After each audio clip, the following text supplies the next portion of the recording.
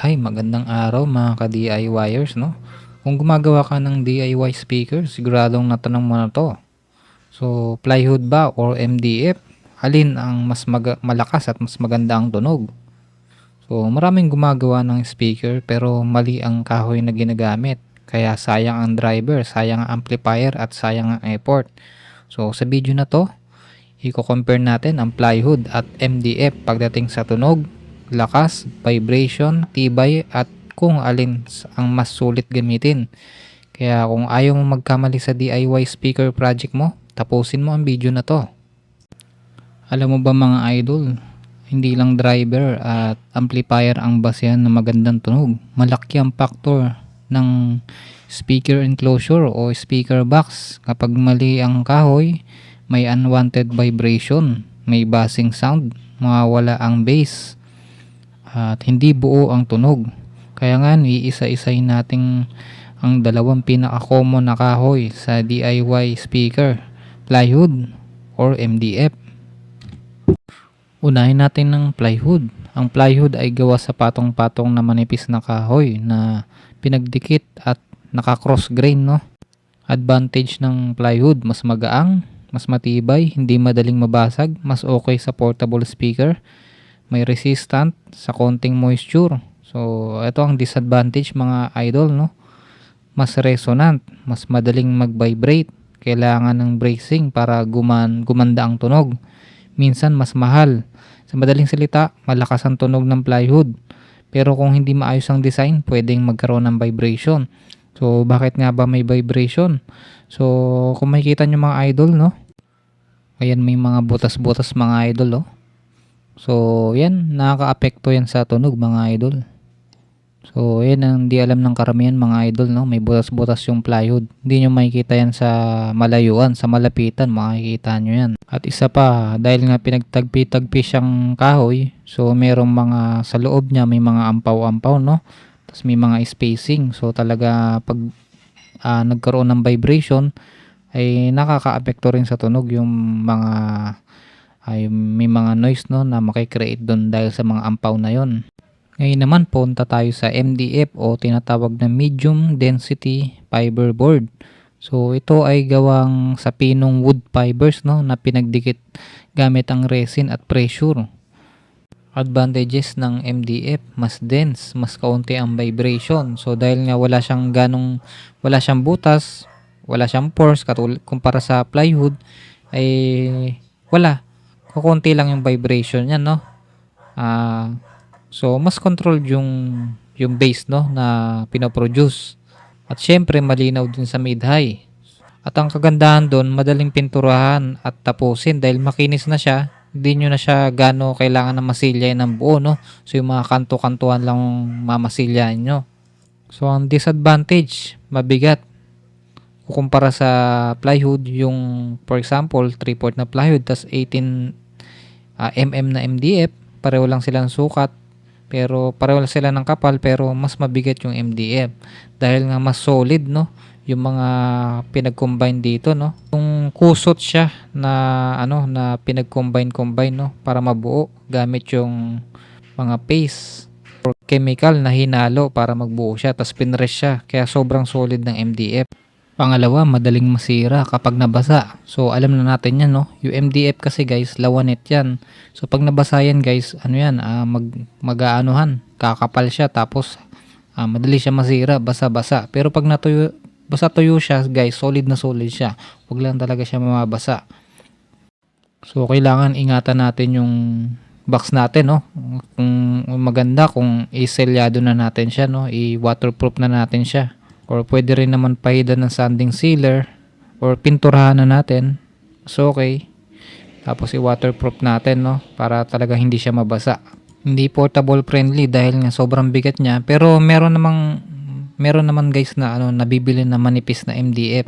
So kung magdi-DIY speaker kayo, yung maliliit lang, so syempre manipis yung piliin nyo para portable siya. So mas madaling mabiyak sa screw guys, no, kung hindi maingat. So, dapat guys, pag mag-screw tayo, diretso lang, no? Para hindi siya mabiyak.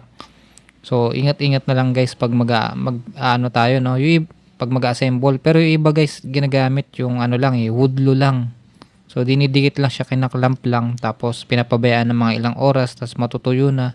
Ayun, sobrang tibay na kagad yun guys pag natuyo. Para ka na nakapako na rin yun. Okay, kung hanap mo ay clean at balance na tunog, so kadalasan ang MDF ang choice natin dyan.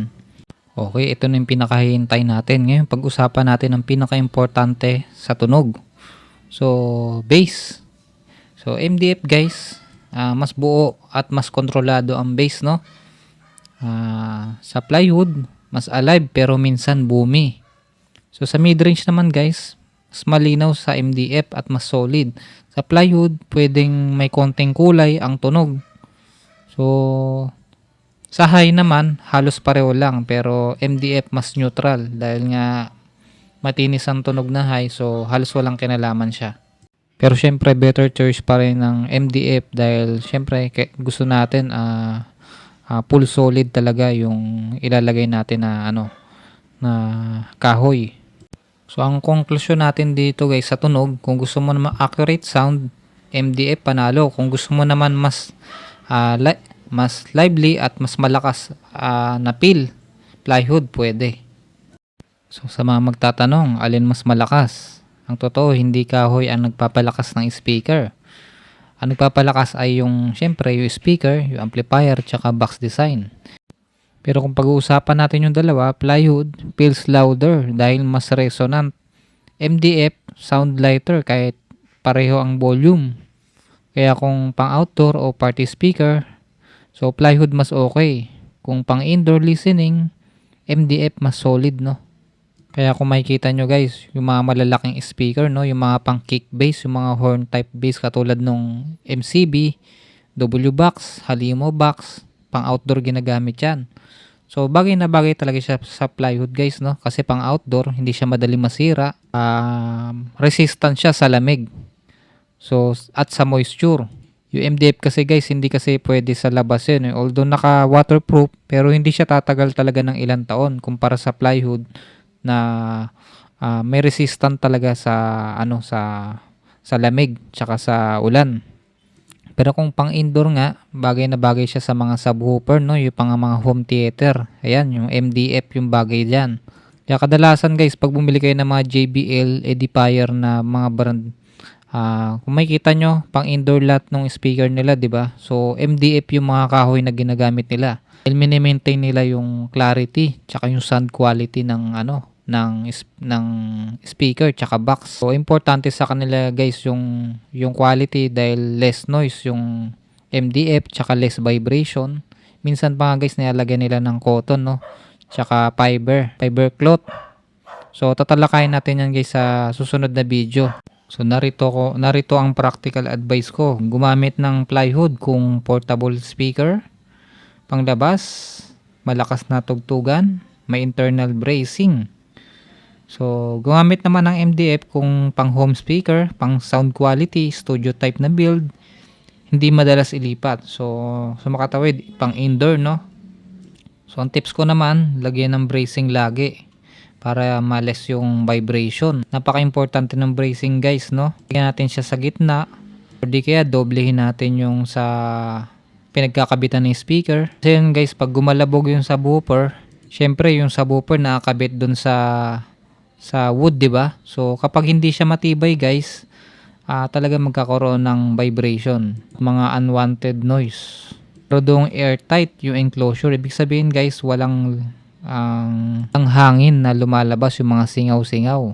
Dapat totally selyado siya, no? Walang ibang lalabasan ng hangin kundi sa port. Gumamit ng tamang kapal. So minimum 15mm to 18mm, no, yung maximum. Pero kung mga maliliit lang na setup mo guys, pwede na yung mga half na thickness katulad ng 12mm na MDF tsaka plywood na half din. So alin bang mas maganda? So ayan, walang absolute winner. MDF kung quality at clarity ang priority. Plywood naman ang piliin mo kung tibay at portability ang hanap. Ang mahalaga, tamang kahoy plus tamang design at magandang tunog. So magdidepende yan guys sa bubuuin nyo na DIY, no? Sana magsilbing guide to yung video na to bago kayo gumawa ng DIY na speaker box. Kung nakatulong ang video na to, hit like, subscribe at share para sa maraming Pinoy na DIY ang matuto. So comment down below anong gamit mong kahoy at speaker, plywood ba o MDF. Salamat sa panonood at kita-kits susunod na DIY project.